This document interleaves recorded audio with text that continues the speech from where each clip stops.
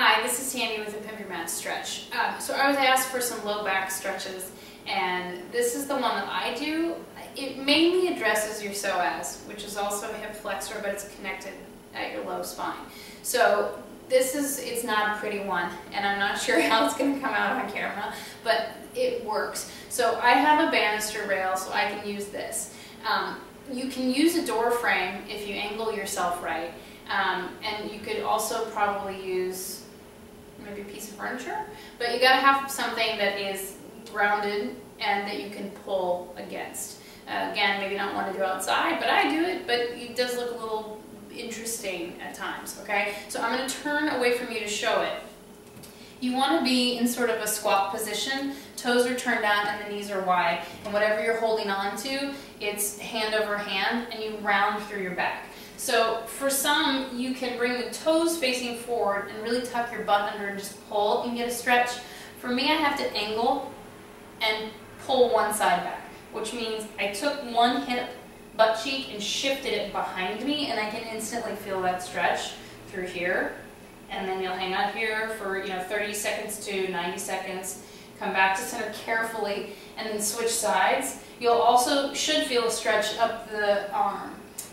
So again, if you're holding onto a door frame, you gotta hang on real tight, okay? You don't fall off. But it's really about getting your butt low and tucked under you. And then you can take the feet wider, you can shift, and then you can turn under that armpit. And a lot of this is sort of fishing in your own body. So when I'm here, if you stretch one leg, it'll change the stretch. And then bend both, and then stretch the other one.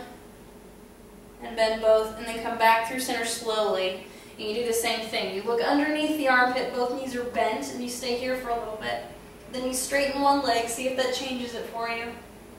And then bend that one again, and then straighten the other one, and see what that does for your stretch.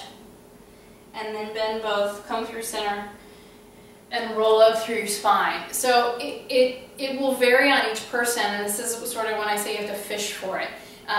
Constantly pulling in through the belly button comes up underneath the ribs, knit across the front of the rib cage, shoulders away from the ears, and then just sort of soup around in it to see where you need the stretch. But that's a huge helper for your low back and for my clients. If you've worked on the Pilates equipment, you can do it off the side of the Cadillac, and then you've got two poles, and you can sort of shift and shimmy in that.